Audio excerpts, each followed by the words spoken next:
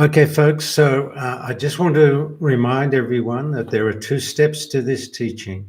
Step one, learning the art of being present, learning how to be present, is incredibly simple and immediate. You can only be present now. You notice you're in the mind thinking, and then you just adjust your focus to something that's actually in the present moment with you. It's of the present moment. The moment you're truly present with something that is of the present moment, then you also will become of the present moment. Prior to that moment, then you're in the mind and you're in a world of not here.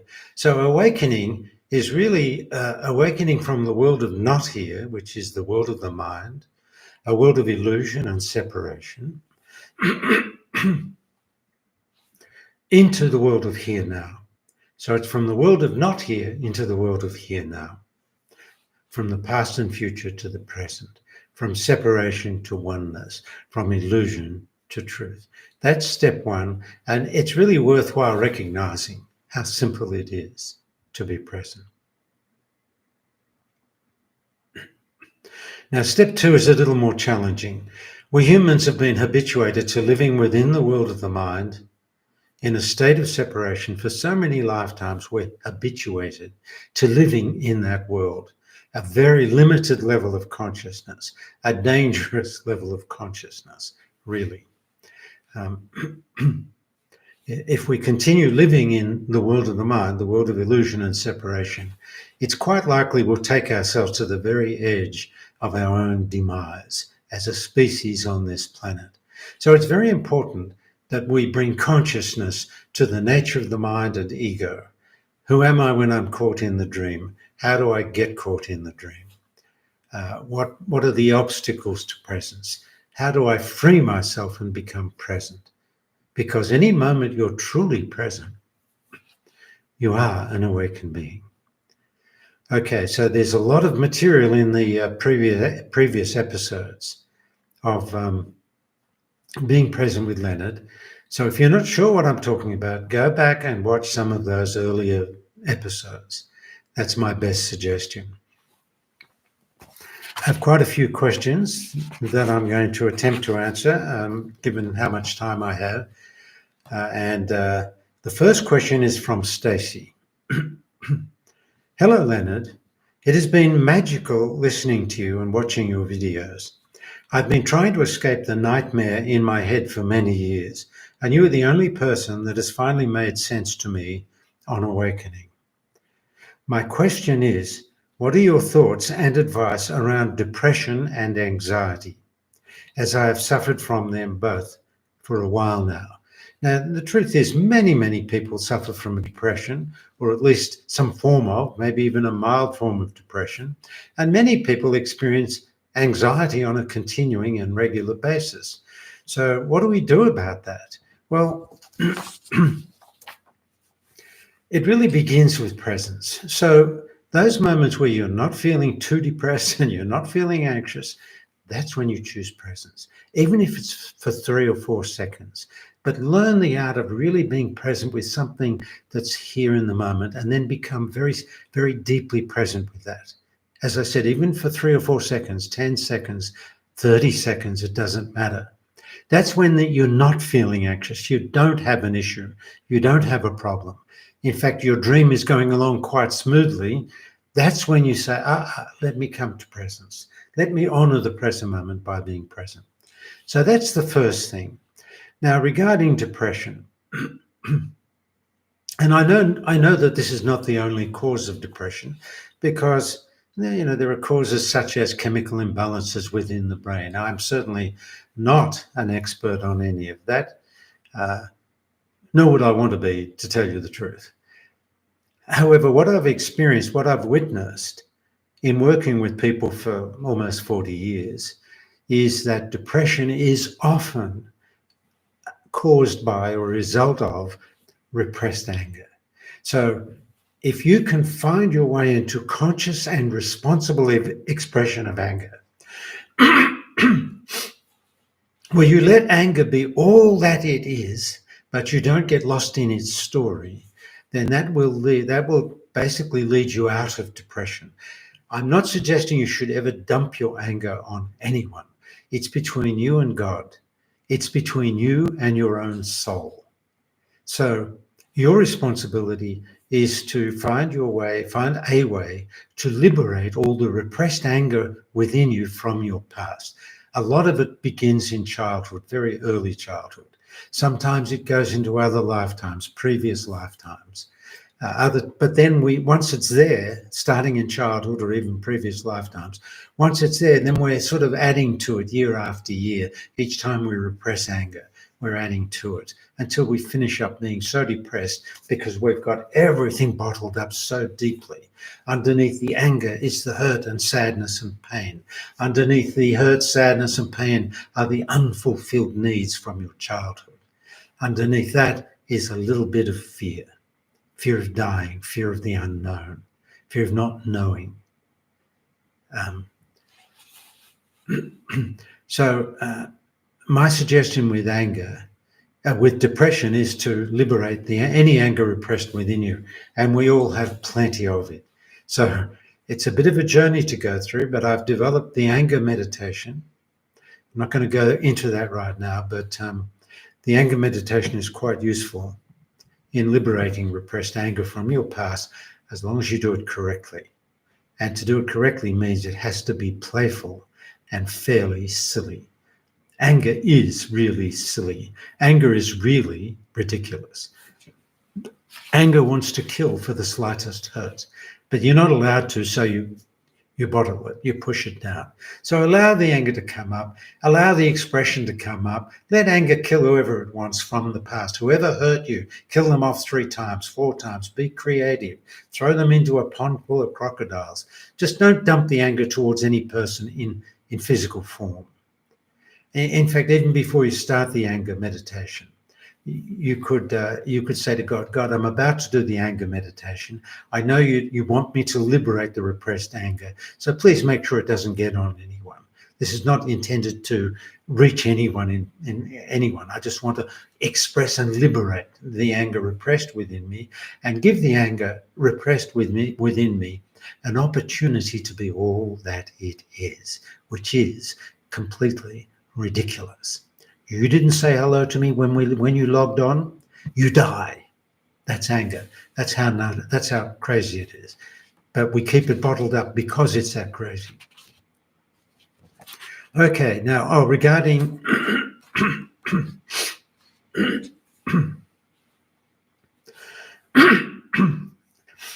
excuse me. Regarding anxiety is a little bit different. For me, anxiety is what it really is when you won't allow the real feelings to surface, and they're trying to surface, then you create a feeling of anxiety.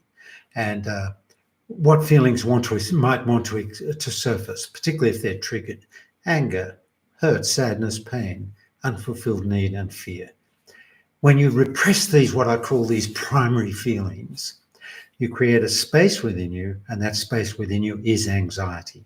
So allow the feelings to surface, express them in a responsible way. If it's hurt, sadness, pain, no problem. Have a good cry. Let the tears just flow through you. And I can promise you, underneath the anger and underneath the hurt and pain, underneath anger is compassion. Underneath sadness, hurt and pain is tremendous joy and happiness. So don't be afraid of those feelings. All right, now, is the video causing trouble or is it coming through quite nicely? Could somebody post a little comment and say, no, all good or something, all okay, all good? I'm referring to the video and the audio. Okay, somebody said, very nice, great. Okay, yippee, hallelujah. I seem to have solved video and sound, excellent. Wow, you beauty. I fixed it all by myself, I'd like you all to know.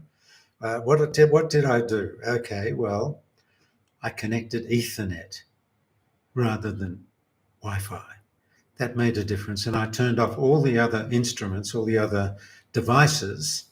I turned them off YouTube to give more space to the internet connection to you guys. So I'm delighted that we've solved the issue, at least at this point. So that's great. Now let me go to the next question. I hope you all enjoy these questions and answers. Okay. This is from Judita in New Zealand. Hi, Leonard. What do you mean by not revealing what we bring to consciousness from within the mind to unconscious people? Thanks. Okay, well, Judita, that's kind of simple, and I'll answer it very briefly.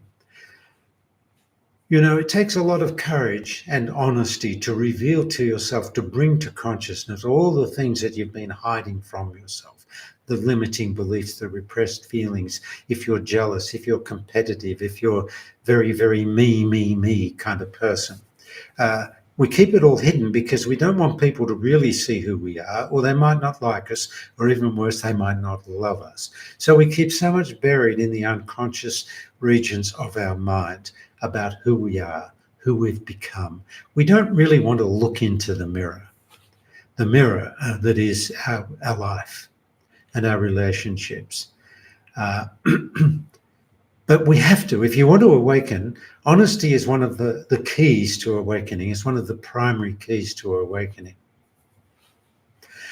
So you have to be incredibly honest with yourself and with God. All that is hidden shall be revealed. Let everything be revealed about who you've become in the world of the mind. It's not the truth of who you are. So there's nothing to be concerned about. There's nothing to judge, and there's nothing to fix. You're just bringing it all to consciousness. But if you begin to share, and it's very good to confess who you've become and what you've identified coming up from the unconscious dimensions, it's very good to share that. But who will you share it with? If you share it with unconscious humans still lost in the dream, they're either going to judge you, not understand what you're talking about or why you're sharing in the first place, or they're going to try to help you.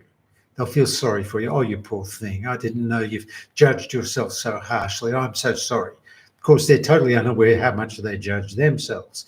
So you don't need to do that. I mean, you can. There's no problem. I'm not saying don't do that. I'm saying that there could be issues, problems with doing that.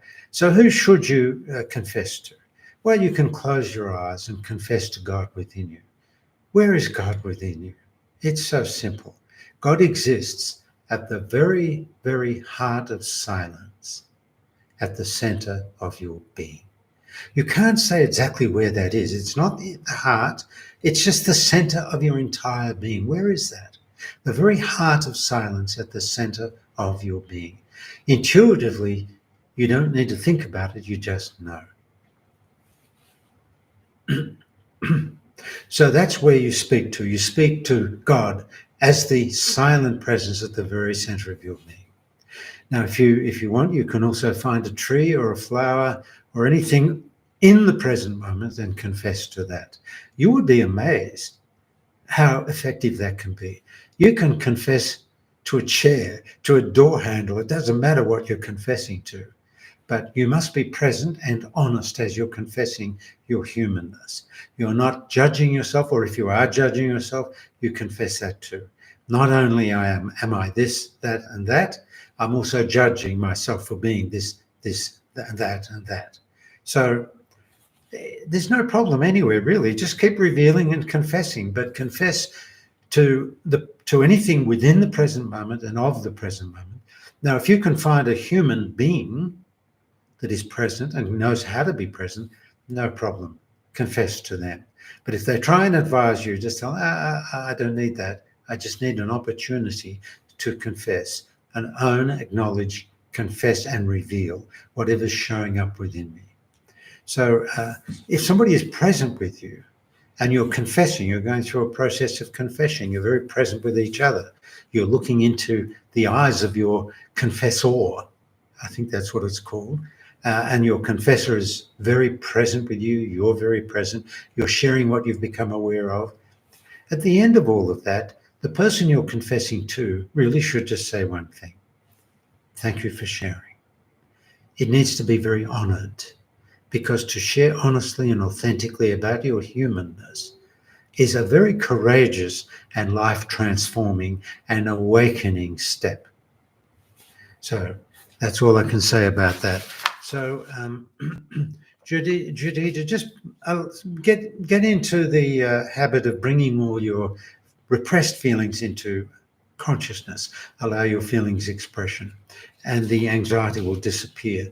The only thing I would say is if you do repress too long and you don't respond to the anxiety, it could finish up as a panic attack. But it's the same thing. A panic attack is what you feel when you're not allowing the true feelings, the primary feelings, to arise and express in a responsible way. I need to really emphasize that. Sometimes I forget to emphasize it, but whenever you express feelings, it should always be in a responsible way. You're not dumping anyone on anything on anyone. It's better if no one's around when you confess or express. That's all I can say about that. Okay, this next question is from Leonid from Germany. Dear Leonard, thank you for your teaching and answering the questions on YouTube. Could you speak about non-neurotic needs of presence? Maybe you can differentiate between ego needs and healthy needs. Thank you, and loving hugs from Germany to you. Leonid. Okay, Leonid. That's actually a good question, and I have spoken about this quite often in my in-person online or my in-person events, or in many of my videos I've spoken about this. But most of the needs we experience when we reach out to other people to fulfill are what I call they're neurotic needs, which I don't mean to be judgmental by saying neurotic. It's just a way of distinguishing them. But they're needs that were never fulfilled in childhood. And it's really the inner child in you that's looking to have these needs met. I need to be loved. I need to be accepted. I need to be listened to. I need to be acknowledged. I need to be special. All of these things are neurotic needs that come from childhood, and they'll take you further and further into the dream if you allow it and you believe in it. So what do you do with that? You just acknowledge it. Oh, there you are, need. I see you. I just noticed I was looking out, needing love. Okay, I acknowledge that. You don't do anything beyond that. Don't change it. Don't get rid of it. And don't fix it. Just acknowledge it. So are all needs neurotic? And does one who is awakened, this is a really important question. Most people don't address this. One who is awakened, do they have needs? And my answer to that is yes. Yes. The need number one is a need for relatedness. I didn't say relationship. Relationship is an illusory construct that has no place in the awakened state of presence. It's illusory by its very nature. Relationship by its very nature implies past and future. You were here with me yesterday, you'll be here with me tomorrow, and hopefully for the next 50 years. So I feel safe and secure. Somebody is actually here for me because in my childhood, no one ever was in the way that I needed. So hallelujah, I found someone to be here for me and take care of me and make me feel safe. So that's not what I'm speaking about when I speak of relatedness. Relatedness is just the need to be with others in presence every now and then, to have some level of balance between presence with others and presence with a tree and a flower. If you can't find anyone who's present or to be present with, then just enjoy being present with the flowers and the trees and the sky and whatever's in your room right now. It doesn't matter. But the truth is, we humans do. I've noticed this within myself, and probably it's different for different people. But we humans do have a need for human contact. But that human contact that I'm referring to is another somewhat, if not largely, present human being. You see, we humans, we like to call ourselves human beings, and that is the great lie. We are not human beings. In fact, we stole the word beings from the true beings. When's the last time you called a tree being? But the tree is genuinely a tree being because it's fully here in its beingness. It is being authentically what it's supposed to be, which is a tree, expressing itself beautifully and authentically without thought, without past or future. It's just here, being all that it is. Now, We humans are not there. The donkey is the same. It's the same with a donkey, a cow, a mosquito, an elephant, a flower, a rock, a mountain, a sky, a cloud. Everything is here in its beingness. But we took the name from the true beings and gave it to ourselves, which is the big lie. We're humans, hopefully on our way to being. Only one who is truly awake in presence can call themselves a human being. Otherwise, we should call ourselves humans, not even complete and whole humans lost in a dream. That's pretty pathetic, isn't it? Anyway, no judgment there. Let me be very clear about it. So one non-neurotic legitimate need of one who is awake in presence is relatedness with others. A second, what I call non-neurotic need of one who's awakened, or at least somewhat or largely awakened, is work. Now, I'm not saying work as career or work to earn money, but work as a way of contributing and expressing in the world. We all need to express in different ways. We need to participate.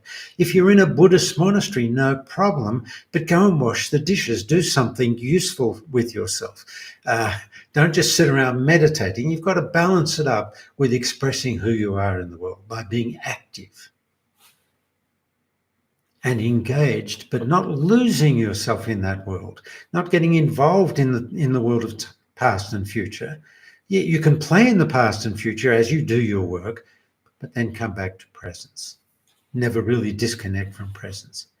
So, there's an old saying, what did you do before awakening? I chopped wood and carried water.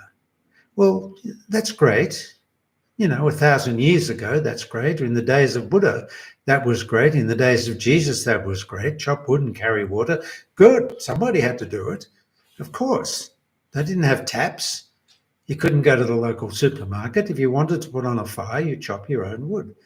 Okay, which is actually pretty healthy, all of that. But how's that work out today? What did you do before enlightenment, before awakening? I was an accountant. What did you do after awakening, after enlightenment? I was an accountant. It's just that I was an enlightened accountant, or a lawyer, or a doctor, or an architect, or a labourer, or somebody who packs boxes for Amazon. It doesn't matter. It doesn't matter about any of it because who you are in what you do has changed dramatically. It really doesn't matter that much what you do as long as you're somewhat, if not largely, present as you do it. So those are what I call the two non-neurotic needs of being and presence, relatedness and work, but never to a point where you lose yourself in the past or future. Okay, that's from Leonid from Germany. I don't think I'm going to be able to answer all of these. Oh boy, there's some good questions though, so I feel inclined to keep answering. But I don't want to overburden you, good people. I don't want you to feel overwhelmed. I don't want to give you too much information. So if anybody wants me to stop, this would be a good time to say so. Okay, all right. I'm waiting to see if somebody says stop or enough already. Okay, well, I'll answer another question and we'll see where it goes. This one's kind of a mystical question. So you're all going to have to be very present and not hang on, I'm just checking out some of these. Okay, the more the better. Okay, continue, please. Okay, burden me, please. All right, well, don't blame me. Okay, this is from Hans. You're going to have to be very present and don't try and understand this with your brain. Hans from Netherlands asks, Dear Leonard, as we walk on this earth in this lifetime, we might still be haunted by terrible things that happened in former lives. Will living in the now provide a solution for that? Or might it be useful to let those former lives be awakened in order to deal with it in this lifetime? Regards, Hans. Well, that's a pretty interesting question, Hans.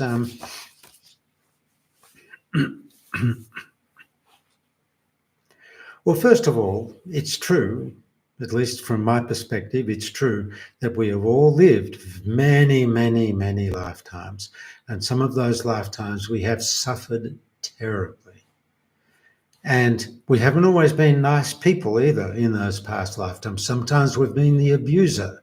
Sometimes we've been the abused. Sometimes we've been involved in war or cruelty or abuse. All sorts of things going on lifetime after lifetime. This is one of the more benign lifetimes, believe it or not. But anyway, I won't go more into the detail of that. But what I can say is this is where it becomes of the mystery. You are the champion of your soul. And you're here to learn certain key lessons from the soul. You're here to release karma for the soul. And you're here to find your way home, essentially, for the soul, because the soul is just as lost as you have been.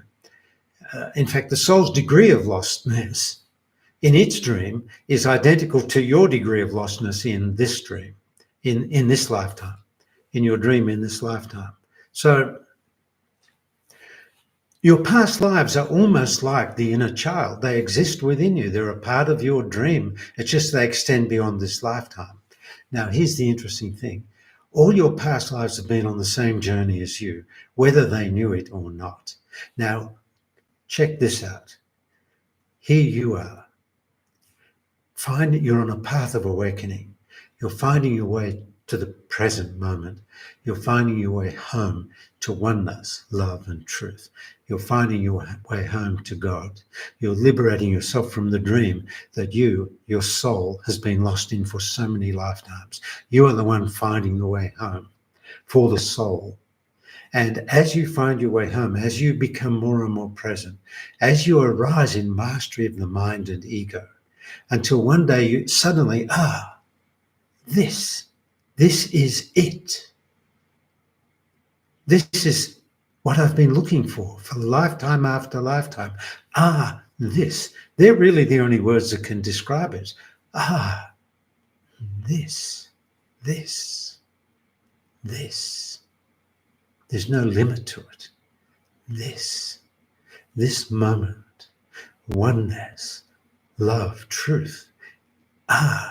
This is it. God, it is accomplished at last. I am at home.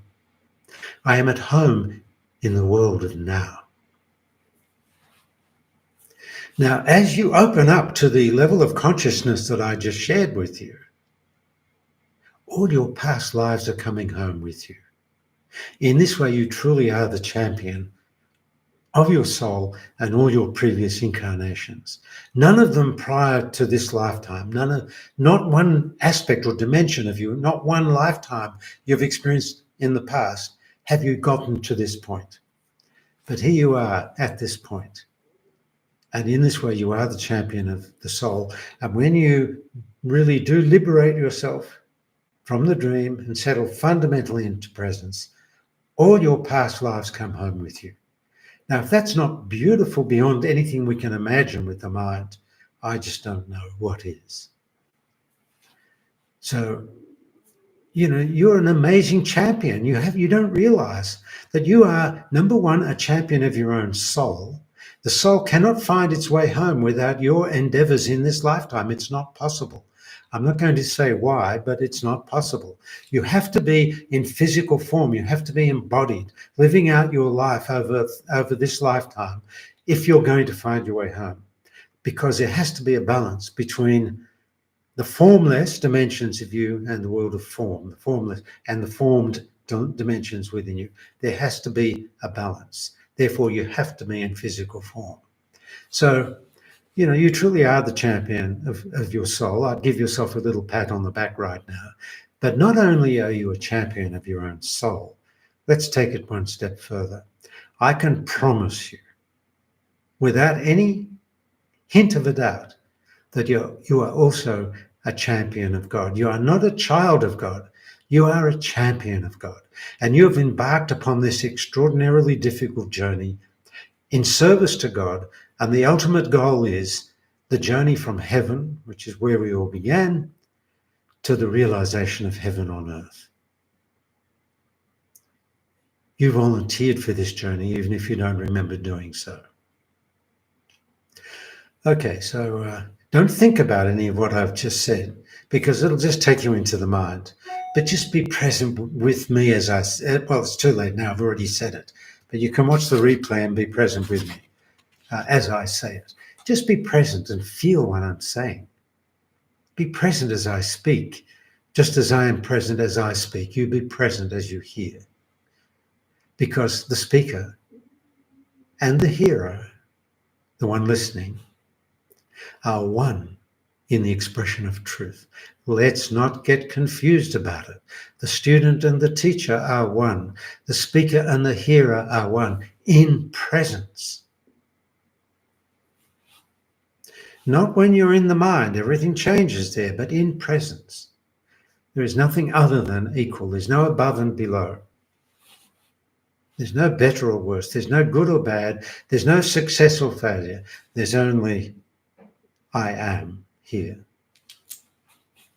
Who is here? I am is here. Okay. Well, I'm just going to read one more thing because I wanted to show you something. You guys don't know how long, or maybe you do know how long I've been at this. I had my first awakening, I think it's over 40 years now, and I've been sharing the teaching ever since, pretty much in its current form. It never changes because the way is the way. And this is the way that was revealed through me. I consider it a gift from God that I'm sharing with you. What you do with it is up to you. But one of the most important aspects of my teaching was this whole issue around Jesus that showed up in my first and second awakenings. And then eventually I created the play. I wrote, produced, and starred in the play Liberating Jesus. Then I finished up writing a book based on the play. So the book has an introduction, a very good description of my awakening experiences that has the actual script from Liberating Jesus. So you can read it and study it and meditate on it. And then it has a whole series of questions and answers after the script of the play. And those questions and answers occurred during the live performances. At the end of each performance, I would go off stage. I'd give up being Jesus temporarily. I'd come back on stage and people would ask questions and I'd answer them. So that's the third section of the book. So I just want to show you. I don't know whether that's coming up backwards on your screen. I have no idea. Probably is. But I really want to encourage you to read the book. No, first watch the video, which is on my website. You'll find it if you look for it. And then read the book. You can buy it on Amazon. And if you do buy it on Amazon, please review it, give it a comment and whatever. Okay, folks, so that's today's marketing little exercise. It's not really marketing. It seems to me so stupid. If this book exists on planet Earth, now it's upside down. Okay, if this book exists on planet Earth, it's almost a crime that it's not being read and viewed, in my view. Even for, well, devout Christians should stay away from it. I'm going to read you this comment from Stephen in the UK because it's about the book and the play. And then we're going to finish the webcast. It's not a webcast. What is it? A live stream. Hi, Leonard. Very many thanks for everything. Really enjoying your YouTube series. I have all your series. I have all your books and recently acquired Liberating Jesus. It blew me away when I watched the video. I asked you a question about it then. He must have been at the play, I'm guessing. And you were gracious enough to give me a very enigmatic answer. Thank you. Knowing that being present is the highest form of prayer, I would still like to ask you, as a lapsed Catholic, can we still pray for others and for the circumstances we find ourselves in, as long as, of course, as we understand, thy will be done? I can answer your question with one word, Stephen. Yes, absolutely. But pray from presence. With or without words, it doesn't matter. And don't be attached to the outcome and trust that whatever's meant to happen is the will of God. But there's no reason why you can't share your prayers with, and maybe you'll affect the will of God, who knows. Then he goes on to say, I love you, Leonard. Jesus was my primary great love as a young man and has always been in the background for me. The message you present in the book totally works for me, despite the Catholic view I held many years ago, and I thank you for telling us the truth you so wonderfully present in the book and play. It spoke very personally to me, and I wish I could shake your hand. Thank you, Stephen. Okay, well, Stephen, I hope you don't mind me reading that aloud, but that's just such a beautiful response to the play. And really, that's who I wrote the play and book for those who are ready to respond. Jesus used the expression many times, for those with ears to hear and those with eyes to see. So that's who I wrote the book for. That's who I wrote the play for. And it's for those with ears to hear and those with eyes to see. Okay, so that's all I'm going to do right now. So let's all bring ourselves present. You can just be present by looking into my eyes, and I'll look into your eyes, or I'll look into the camera. But it's so easy to be present. I have no opinion of you. I have no judgments. I have no thoughts about you. Not in this moment. Actually, not ever. I'm just here. And the invitation is for you to be here with me. I am here, you are here. We are here. And we are one. It's very, very interesting to me that we can achieve or realize oneness, even over an internet screen, or a computer screen, or whatever you're watching on. I am here. You are here. We are here. I am is here. I'm reminded of those words, when two or more are gathered together in my name, there I am in the midst of them. Now that would be God speaking those words. We are gathered together in the name of I am. The I am that I am and the I am that you are, which is the truth of who we are. That dimension of us that is of this moment and only of this moment.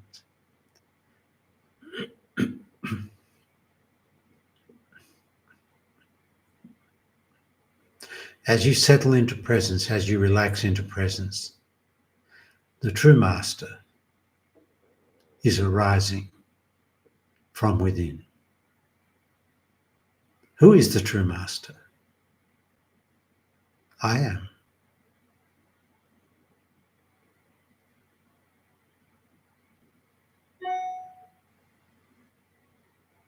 I am, thou art, God is. That's pretty much about it. Okay, folks, we're going to wrap it up there. I thank you all for attending. I love each and every one of you. Blessings to you.